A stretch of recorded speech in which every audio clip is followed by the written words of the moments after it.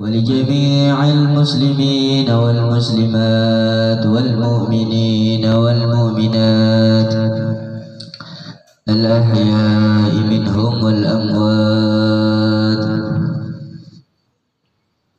الفاتحة إلى حضرة حبيبي سيدنا رسول الله محمد بن عبد الله صلى الله عليه وسلم، ووالدنا وأولادنا ومشايخنا ومعلمنا وذوي الحقوق علينا أجمعين.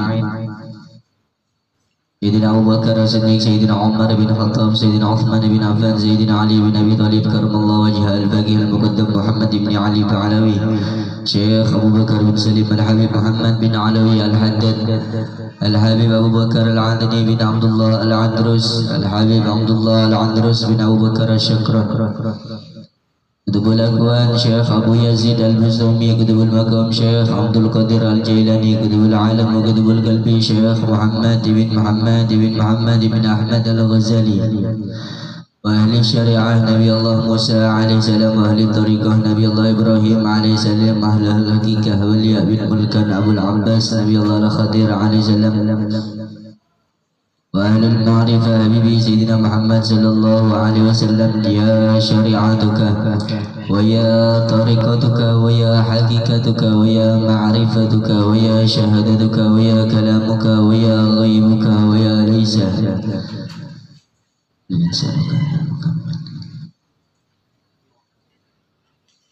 على هذا النية بالقبول حجاه في الدين والدنيا والآخرة، بالخصوص لأمتي حبيبي سيدنا محمد صلى الله عليه وسلم، وإلى روح النبي وظاهر النبي بسر النبي الفاتحة.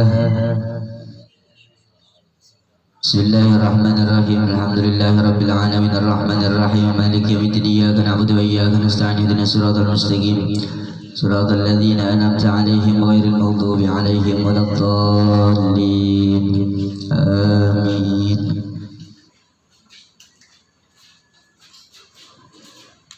أعوذ بالله من الشيطان الرجيم، بسم الله الرحمن الرحيم. ياسين والقرآن الحكيم إنك لمن المرسلين على صراط مستقيم، تنزيل العزيز الرحيم، لتنذر قوما ما أنذر آباؤهم فهم غافلون، لقد حق القول على أكثرهم فهم لا يؤمنون، إنا جعلنا في أعناقهم أغلالا فهي إلى الأذقان فهم مقمحون، وجعلنا من بين أيديهم سدا ومن خلفهم سدا فأغشيناهم فهم لا يبصرون، وسواء عليهم أنذرتهم أم لم تنذرهم لا يؤمنون، إنما تنذر من اتبع ذكر وخشي الرحمن بالغيب فبشره بمغفرة وأجر كريم. إنا نحن نحيي الموتى ونكتب ما قدموا وآثارهم وكل شيء أحصيناه في إمام مبين. وضرب لهم مثلا أصحاب القرية إذ جاءها المرسلون إذ أرسلنا إليهم اثنين فكذبوهما فعززنا بثالث فقالوا إنا إليكم مرسلون، قالوا ما أنتم إلا بشر مثلنا وما أنزل الرحمن من شيء إن أنتم إلا تكذبون، قالوا ربنا يعلم إنا إليكم لمرسلون وما علينا إلا البلاغ المبين، قالوا إنا تطيرنا بكم لئن لم تنتهوا لنرجمنكم وليمسنكم منا عذاب أليم، قالوا طائركم معكم إن ذكرتم بل أنتم قوم مسرفون. وجاء من أقصى المدينة رجل يسعى قال يا قوم اتبعوا المرسلين اتبعوا من لا يسألكم أجرا وهم مهتدون، وما لي لا أعبد الذي فطرني وإليه ترجعون، أتخذ من دونه آلهة يردني الرحمن بضر لا تغني عني شفاعتهم شيئا ولا ينقذون، إني إذا لفي ضلال مبين، إني آمنت بربكم فاسمعون. قيل ادخل الجنة قال يا ليت قومي يعلمون بما غفر لي ربي وجعلني من المكرمين وما أنزلنا على قومه من بعده من جند من السماء وما كنا منزلين إن كانت إلا صيحة واحدة فإذا هم خامدون يا حسرة على العباد ما يأتيهم من رسول إلا كانوا به يستهزئون ألم يروا كما أهلكنا قبلهم من القرون أنهم إليهم لا يرجعون وإن كل لما جميع لدينا محضرون وآية لهم الأرض الميتة أحييناها وأخرجنا منها حبا فمنه يأكلون وجعلنا فيها جنات من نخيل وأعناب وفجرنا فيها من العيون ليأكلوا من ثمره وما عملته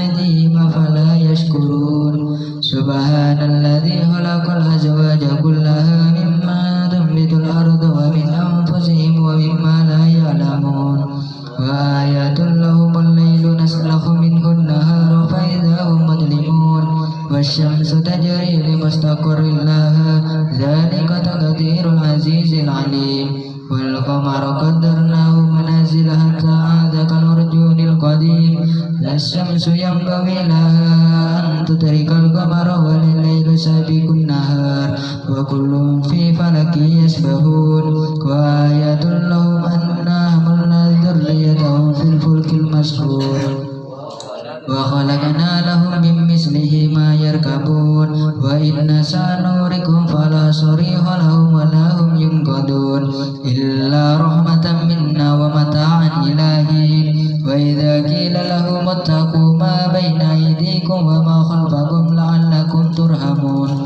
وما تأتيهم من آيات ربهم إلا كانوا عنها معرضين وإذا قيل لهم انفقوا مما رزقكم الله قال الذين كفروا للذين آمنوا أنطعم من لو يشاء الله أطعمه إن أنتم إلا في ضلال مبين ويقولون متى هذا الوعد إن كنتم صادقين ما ينظرون إلا صيحة واحدة تأخذهم وهم يشمون فلا يستطيعون توصية ولا إلى أهلهم يرجعون ونفخ في الصور فإذا هم من الأجداث إلى ربهم ينسلون قالوا يا ويلنا من بعثنا من مرقدنا هذا ما وعد الرحمن وصدق المرسلون إن كانت إلا صيحة واحدة فإذا هم جميع لدينا محضرون اليوم لا تظلم نفس شيئا ولا تجزون إلا ما كنتم تعملون إن أصحاب الجنة اليوم في سرور فاكهون هم وأزواجهم في ظلال على الأرائك متكئون لهم فيها فاكهة ولهم ما يدعون سلام قولا من رب رحيم سلام قولا من رب رحيم سلام قولا من رب رحيم وامتازوا اليوم أيها المجرمون ألم أعهد إليكم يا بني آدم ألا تعبدوا الشيطان إنه لكم عدو مبين وأن اعبدوني هذا صراط مستقيم ولقد أضل منكم جبلا كثيرا أفلم تكونوا تعقلون هذه جهنم التي كنتم توعدون اصلوها اليوم بما كنتم تكفرون اليوم نختم على أفواههم وتكلمنا أيديهم وتشهد أرجلهم بما كانوا يكسبون ولو نشاء لطمسنا على أعينهم فاستبقوا الصراط فأنى يبصرون ولو نشاء لمسخناهم على مكانتهم فما استطاعوا مضيا ولا يرجعون ومن نؤمره ننكسه في الخلق أفلا يأكلون وما علمناه الشعر وما ينبغي له إن هو إلا ذكر وقرآن مبين لينذر من كان حيا ويحق القول على الكافرين أولم يروا أنا خلقنا لهم مما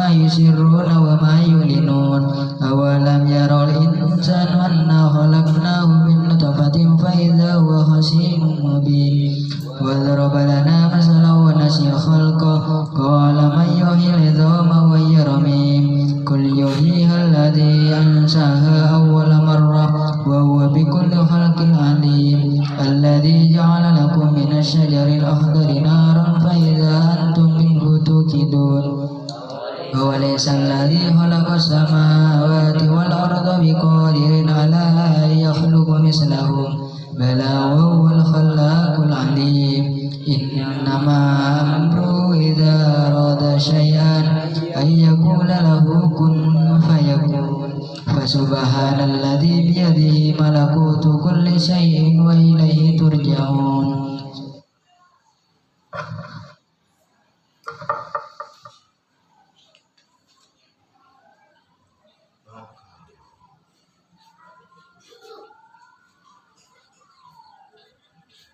أعوذ بالله من الشيطان الرجيم. بسم الله الرحمن الرحيم. وقال المصنف رحمه الله تعالى ونفعنا به وفي جميع علومه في الدارين آمين. وقال رب اشرح لي صدري ويسر لي أمري واحلل عقدة من لساني يفقهوا قولي يا فتاح يا رزاق يا عالم الغيب والشهادة اللهم افتح علينا فتوح العارفين واجعلنا من العلماء العاملين ولا حول ولا قوة إلا بالله العلي العظيم. Kita lanjutkan sambungan daripada ayat ma taraka min al-jahli syai'un min arada an yahdatha fihi al-waqti ghayra adharahu Allahu fihi. Jadi sebelumnya kita sudah membicarakan tentang meninggalkan jahil daripada sesuatu yang dibicarakan selain waktu yang dinyatakan Allah Subhanahu wa taala padanya. Jadi kita lanjutkan, kalau yang sekarang ini justru sebaliknya. Kalau yang sebelumnya meninggalkan kejahilan daripada membicarakan waktu selain daripada yang dinyatakan Allah tentang hal-hal yang membersihkan batin kita, membersihkan zahir kita agar setiap urusan, setiap amal dan ibadah kita itu membuahkan sir di dalamnya, ada hasil di dalamnya, tidak sia-sia. Bismillahirrahmanirrahim. Ahallatukal a'mal ala wujudil furud min ru'unatil nufusi.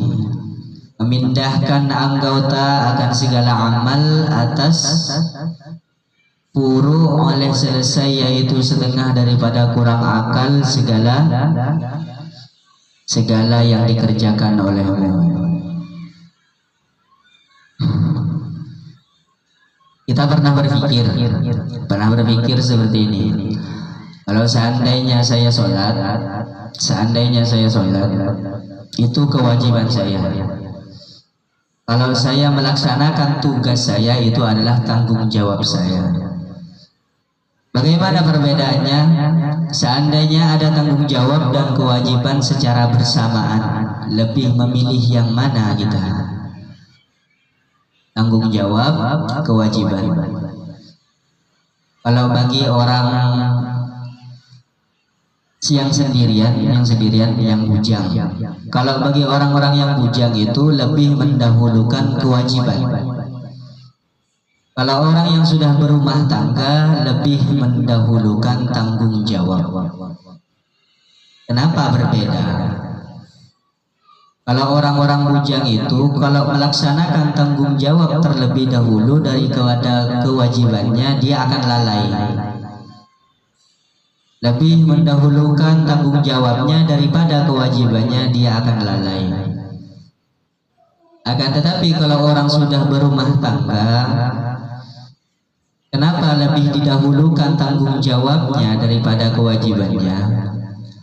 Kewajiban yang diperintahkan oleh Allah Subhanahu wa taala itu berfungsi ketika kita sudah berumah Justru daripada itu, kalau ingin melaksanakan kewajiban-kewajiban, kekalilah di saat kita masih sendirian, tidak ada tanggung jawab.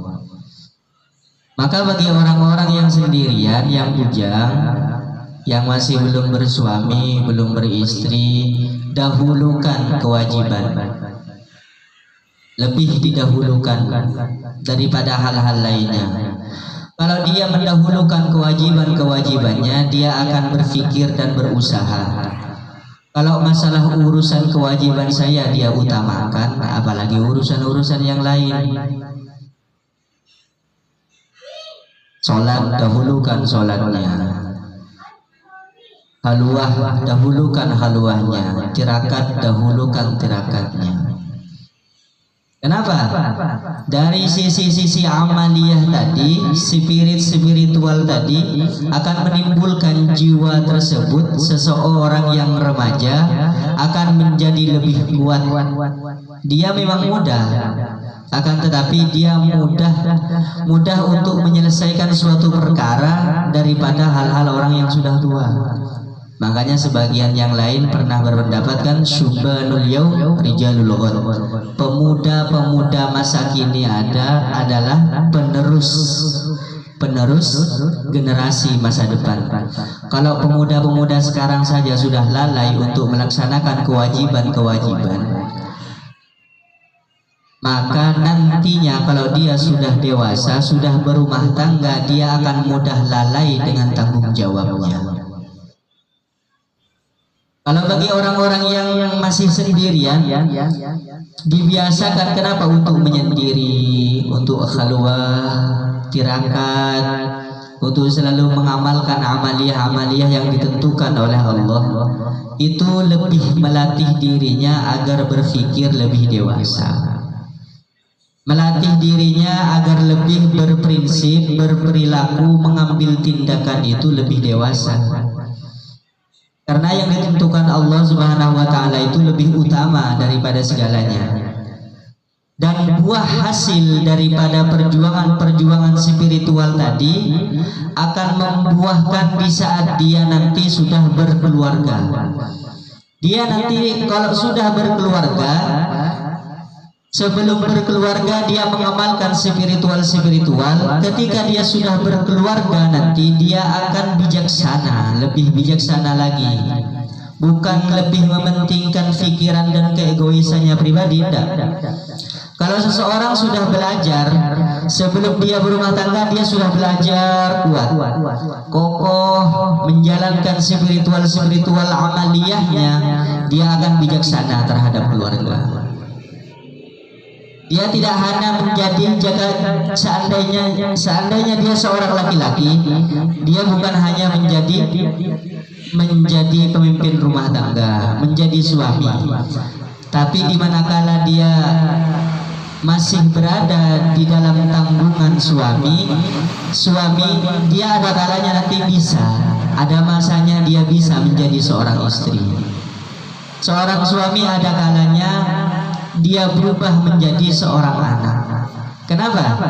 Kalau kepala rumah tangga itu memikirkan dia adalah kepala rumah tangga, di suatu sisi dia tidak bisa menjadi istri, di suatu sisi dia tidak bisa menjadi anak, maka dia akan egois, selalu mementingkan pribadinya sendiri. Perasaan orang lain, tanggung jawab dan kewajiban orang lain dia tidak pikirkan. Kalau dia latih sebelum berumah tangga, insya Allah dia akan mudah terbiasa. Ada kalanya menjadi suami, ada kalanya dia menjadi istri, ada kalanya dia menjadi seorang anak. Di saat anak perlunya ingin dihibur, ingin bermain, dia tidak hanya menjadi seorang ayah, akan tetapi dia menjadi seorang teman bagi anaknya.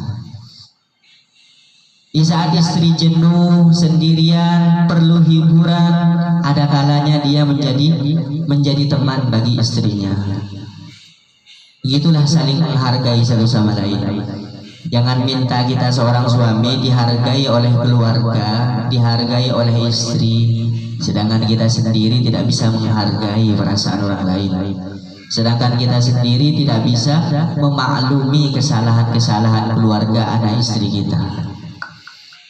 Nah, disinilah kata beliau yang dimaksud tadi, ahalatukal a'mal ala wujudil furud mera'anatil nufusi, memindahkan, menghalat dia sesuatu daripada pekerjaan kewajibannya.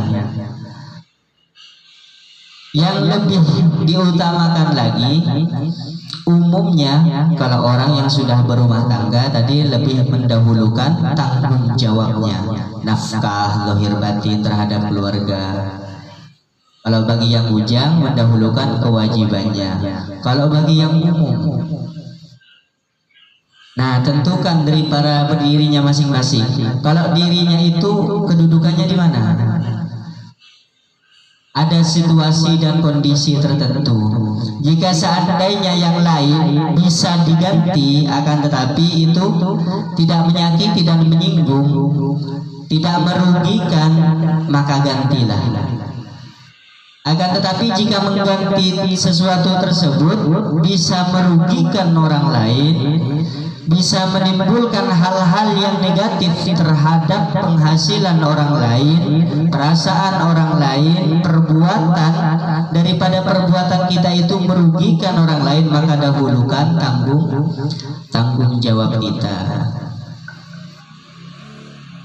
Terus kata Syekh, dikatakan seorang Syekh di sini dari Syekh Abu Ayyub As-Sakhatani radhiyallahu anhu. Kata beliau, apabila tiada daripada engkau kehendak, maka hendaklah olehmu barang yang ada.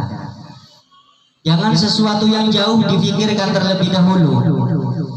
Jangan masalah yang tidak ada di hadapan kita urus terlebih dahulu. Maka uruslah sesuatu yang sudah ada di hadapan kita. Itulah yang lebih diutamakan daripada nantinya kita menyelesaikan masalah yang di luar daripada hadapan kita.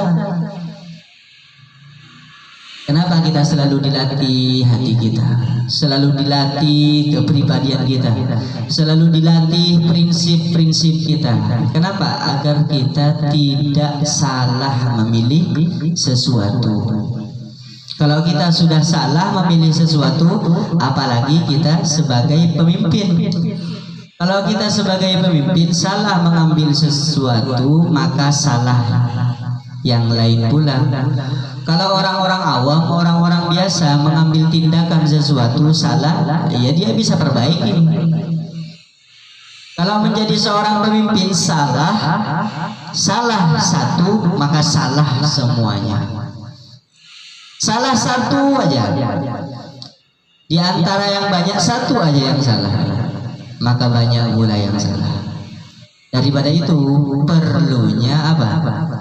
Perlunya ada kesepakatan, ada silaturahim, ada pembicaraan. Kalau kita mengambil tindakan satu saja daripada diri kita, itu bisa mengakibatkan hal-hal yang lain menjadi pincang, tidak sesuai, tidak serasi.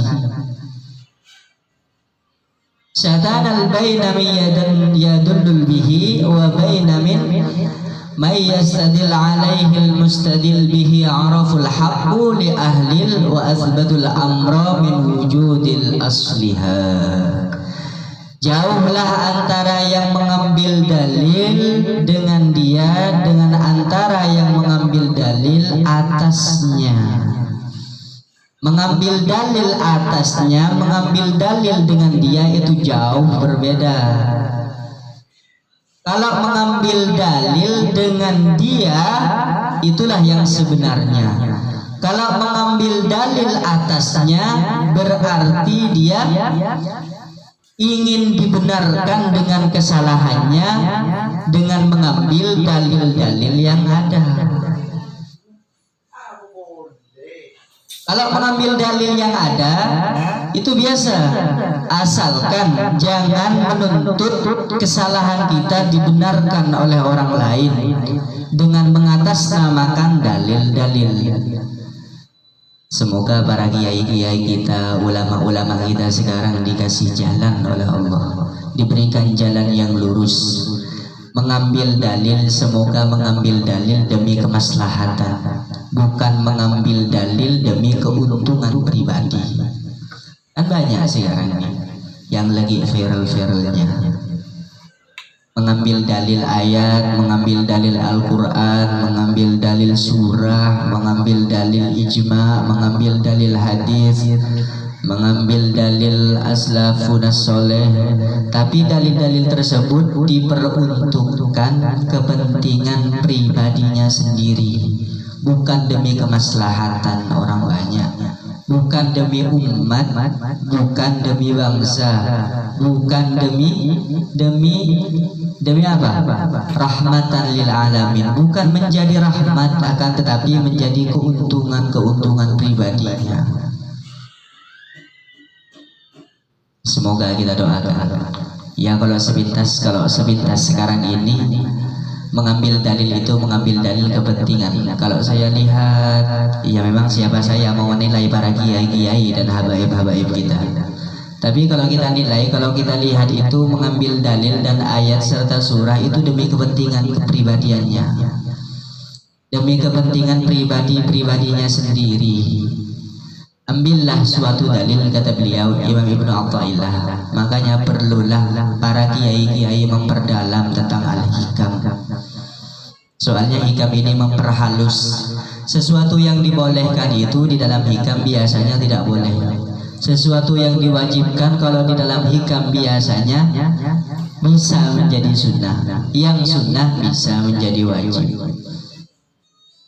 Contoh, sebagai contoh, kalau salat sunnah rawatib itu biasanya kalau orang-orang awam biasanya salat sunnah rawatib itu masih sunnah. Akan tetapi kalau para kiai-kiai biasanya menganggap bahwa amaliyah itu adalah wajib. Kenapa? Lebih mewajibkan dirinya sendiri. Kenapa? Dia seorang pemimpin. Kalau seorang pemimpin itu mengambil sesuatu yang sunnah pula bagi dirinya pribadi, maka dia tidak akan menjadi seorang yang bijaksana untuk memutuskan satu perkara. Tidak akan pernah menjadi seseorang yang bijaksana dalam memutuskan satu perkara. Kalau bagi orang yang pemimpin, makanya generasi pemimpin harus lebih mengharuskan, lebih mengutamakan. Jika dia sudah selesai melaksanakan hal-hal yang wajib, maka hal-hal yang sunnah dia wajibkan pula. Jika wajib itu aujab bagi dirinya, maka yang bagi aujab untuk dirinya pribadi lebih-lebih diwajibkan untuk mengamalkan amalan tersebut. Dilatih lebih dahulu, dilatihlah mulai dari sekarang. Jangan sampai kalau sudah memimpin sesuatu, kalau menjadi pemimpin, kalau menjadi kepala rumah tangga atau kepala apapun itu, baru kita mau belajar tentang hal-hal yang bijaksana, itu keliru. Pelajari terlebih dahulu, pelajari hal-hal kepemimpinan, bangun diri-diri dan jiwa-jiwa kepemimpinan di dalam diri kita sebelum kita diangkat menjadi pemimpin. Latih terlebih dahulu. Kalau sudah jadi pemimpin kita baru mau belajar menjadi seseorang yang bijaksana, maka keliru. Justru daripada itu, sebelum kita menjadi seorang pemimpin, pimpinlah dulu diri kita. Pimpin dulu diri kita, perbaiki dulu diri kita. Bagaimana kita mau nasihati orang lain? Bagaimana kita mau membenarkan diri kita sedangkan diri kita berada dalam kesalahan? Kalau kita mau menyalahkan orang lain, pribadi kita dikoreksi terlebih dahulu. Jangan-jangan kesalahan dia itu adalah efek daripada kesalahan diriku. Makanya dia memberi contoh. Nah, itu kan terkadang. Jangan-jangan kesalahan-kesalahan yang orang lain lakukan terhadap diriku, jangan-jangan itu adalah nasihat yang tidak aku ketahui. Itu ada hikmah-hikmah yang di dalamnya agar diriku melaksanakan kepribadian yang lebih baik lagi. Kalau kita sendiri saja tidak bisa mengambil kebaikan terhadap diri kita, bagaimana orang lain bisa mengambil kebaikan terhadap diri kita untuk dirinya sendiri? Kalau ingin diambil kebaikan-kebaikan kita terhadap orang lain, maka beri contohlah diri kita terlebih dahulu. Beri contoh diri kita, ajarkan diri kita.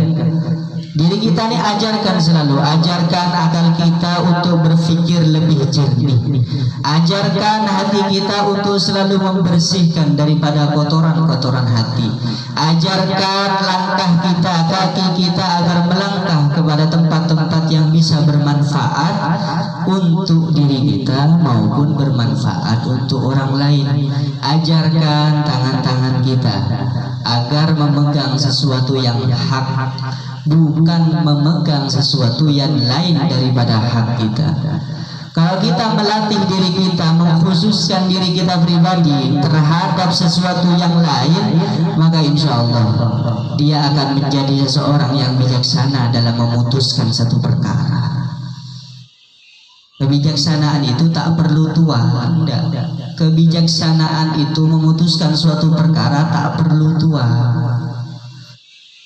Bukan tua yang muda, bukan tua, bukan pula muda.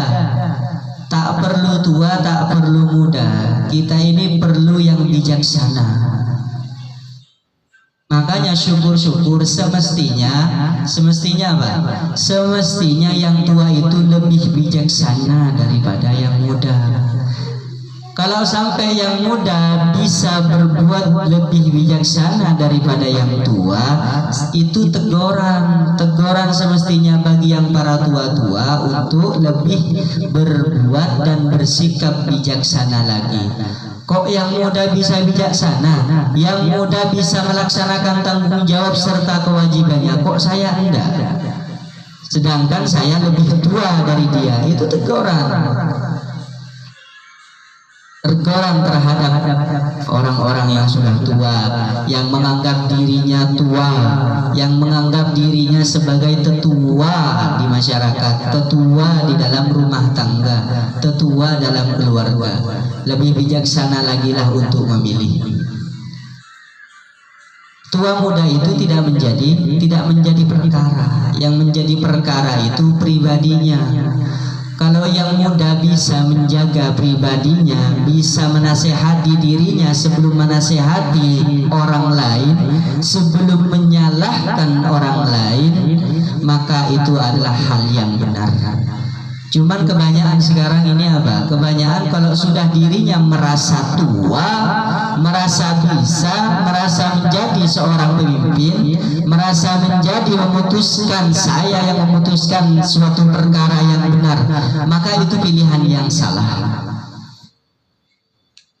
Seseorang yang bijaksana itu semestinya kalau memang benar-benar tua, benar-benar sesepuh, dia semestinya mengoreksi dirinya, melatih dirinya terlebih dahulu, melihat kesalahan-kesalahan terhadap dirinya, bukan mengutamakan kesalahan-kesalahan yang diperbuat oleh orang lain. Satu kunci kebijaksanaan itu apa?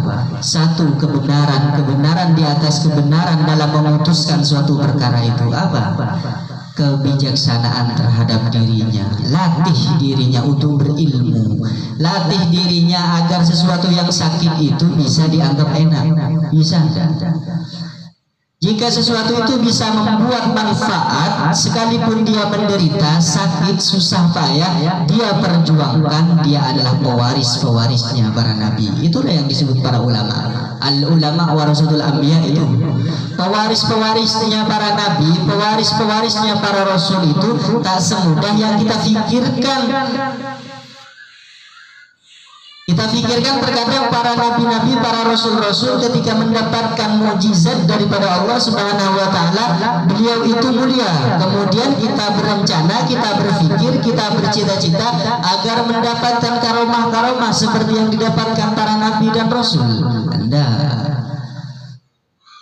Kalau yang sulit saja kita bisa pikirkan, kita bisa laksanakan, kita bisa rasakan.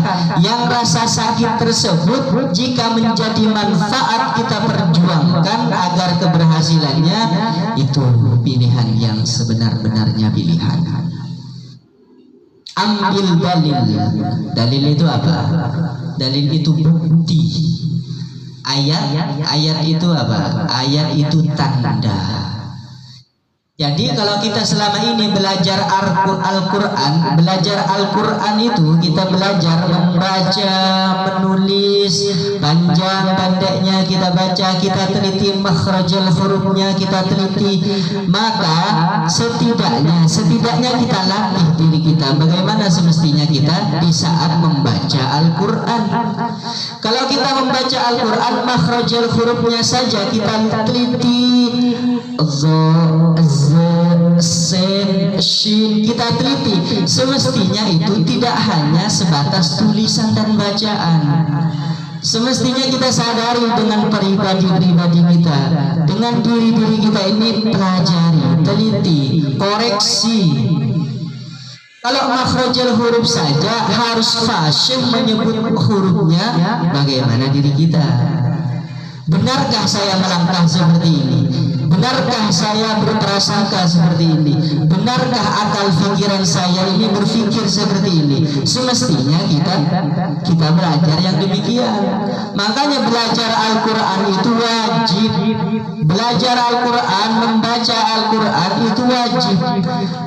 Meneliti panjang pendeknya makhrajul huruf serta tajwidnya itu wajib. Tapi belajar untuk diri kita, memperbaiki diri kita, makhrajul akhlak pada diri kita itu lebih wajib daripada membaca Al-Quran dan mempelajarinya. Makanya jangan hanya sebatas membaca. Baca Yasin setiap malam Jumat, malam Selasa.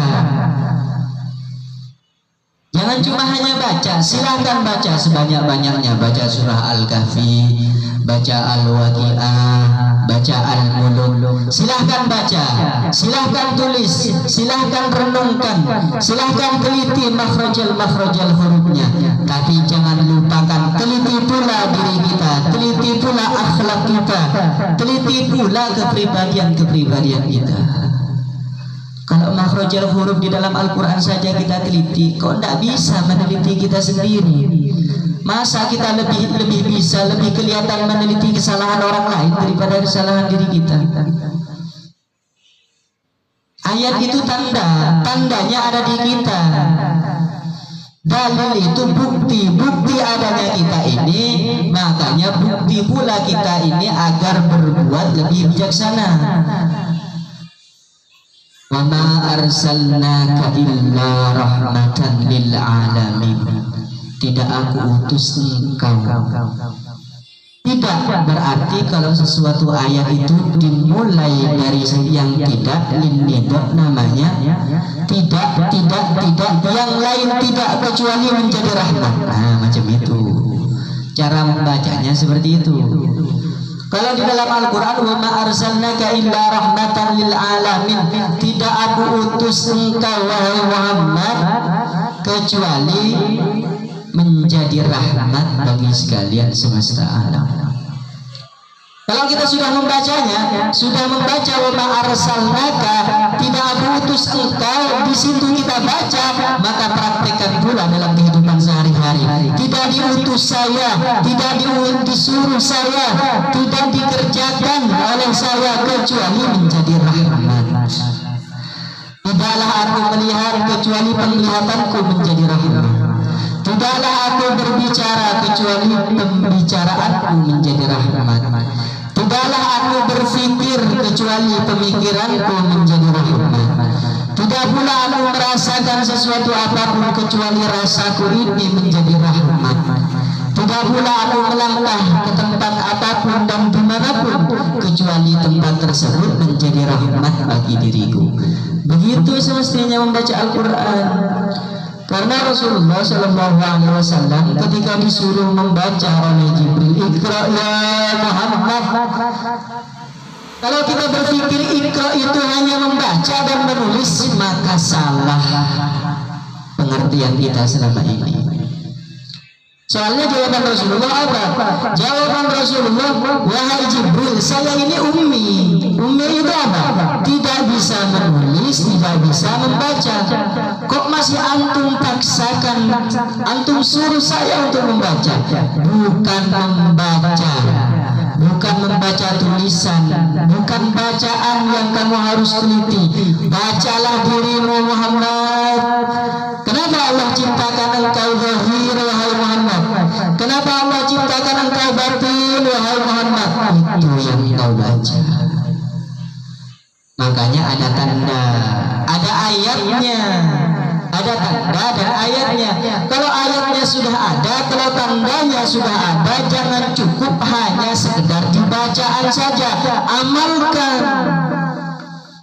Tak pernah berpikir enggak kenapa Al-Quran itu 30 juz, kenapa enggak 31, enggak 32, enggak 34, kenapa 30? Kan kita enggak pernah berpikir. Kenapa? Karena selama ini kita hanya berpikir bahwasanya Al-Quran itu cukup dibaca, enggak diamalkan. Kalau seseorang itu mau berpikir Al-Quran itu dibaca dan diamalkan serta diaplikasikan dalam kehidupan sehari-hari, niscaya kita hanya tidak repot membaca-baca, tidak repot hanya menulis saja. Tulislah Al-Quran itu dengan akhlak kita. Bacalah Al-Quran itu dengan kehati-hatian diri kita dalam bersikap, dalam berbuat. Begitu semestinya membaca Al-Quran. Bukan yang tidak wajib, wajib belajar Al-Quran, wajib makhrajul huruf, wajib tajwid, wajib memperindah bacaan Al-Quran, itu sunnah. Semestinya kalau kita tahu bahwa Al-Quran itu wajib, membacanya wajib, makhrajul hurufnya yang fasih itu wajib, panjang pendeknya itu wajib, tajwidnya itu wajib, maka terus apa tajwid Al-Quran yang harus saya aplikasikan dalam diri kita? Kan seperti itu. Al-Quran itu kan buat kita mukjizat terbesarnya Rasulullah SAW itu adalah Al-Quran. Mukjizat terbesarnya adalah Al-Quran. Warisan terbesarnya adalah Al-Quran. Jadi mengaku zuriyah Rasulullah mengabaikan daripada wasiat amanah Al-Quran tersebut, maka diragukan nasabnya, diragukan.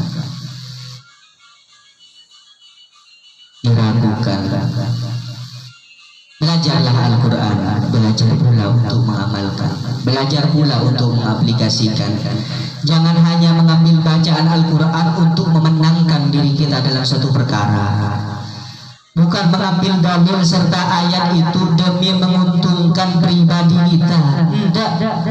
Jadikanlah Al-Quran itu untuk pembeda mana yang hak, mana yang batil, mana yang harus dan mana yang tidak harus saya lakukan. Teliti dulu. Al-Quran itu bukan hanya dibaca. Jadikan Al-Quran tersebut, jadikan diri kita seutuhnya, mulai dari ujung rambut sampai telapak kaki, mulai dari kiri, kanan, depan, belakang. Jadikan Al-Quran itu diri kita. Beramallah dengan amal Al-Quran. Berayatlah diri kita dengan ayat Al-Quran. Berdirilah kita dengan berdirinya Al-Quran. Membacalah kita dengan bacaan Al-Quran. Merenunglah kita dengan renungan Al-Quran. Bertafakurlah kita dengan tafakur Al-Quran. Jangan hanya dibaca. Kalau bahasa syariat, kalau bahasa zahir, kalau zahirnya itu dibaca, ditulis. Dan ulama ini ada dua, ada ulama zahir, ada ulama batin. Kalau ulama zahir menganjurkan membaca dan menulis Al-Quran biar menjadi kemaslahatan dan rahmatan lil alamin. Tapi bagi ulama-ulama batin itu mengamalkan isi Al-Quran itu lebih utama daripada membacanya. Membaca isi Al-Quran itu wajib mengamalkan Al-Quran, mengaplikasikan dalam kehidupan sehari-hari itu lebih wajib lagi, lebih diutamakan lagi. Jangan mengambil dalil di antara aku dengan dirinya itu menjadi kemenangan pribadi kita, menjadi manfaat untuk pribadi kita sendiri. Jangan.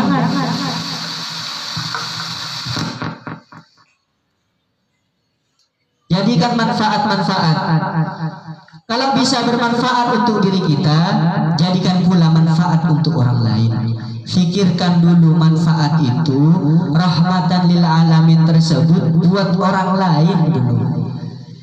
Kenapa? Agar kita tidak mudah menyalahkan, agar kita tidak mudah menyalahkan siapapun.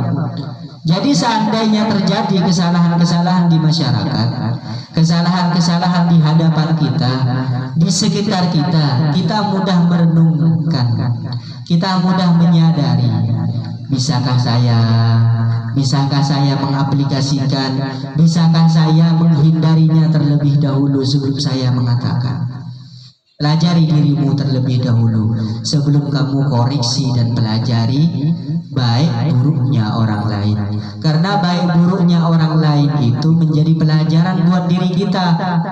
Mengoreksi baik buruknya orang lain itu menjadi kehinaan terhadap diri kita.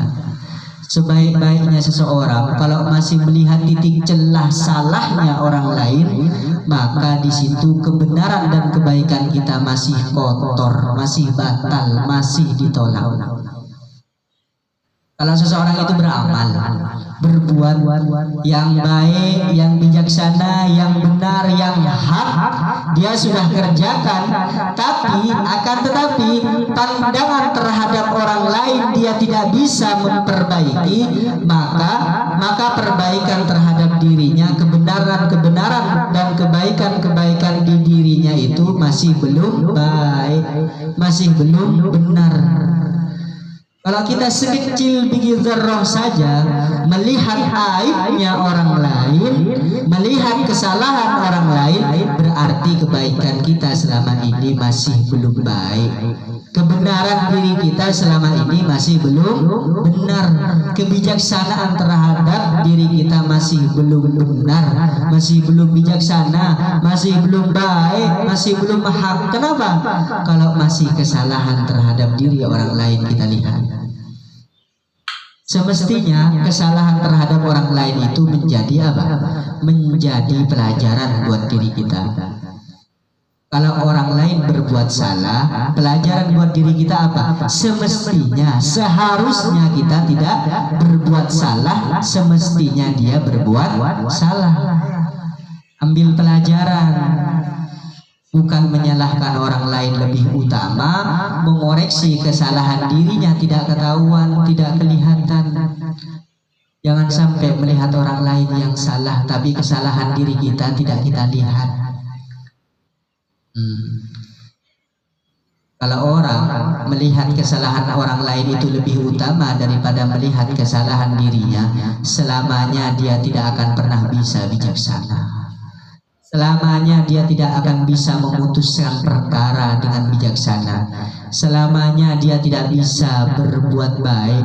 Selamanya dia tidak akan bisa berbuat benar di atas kebenaran.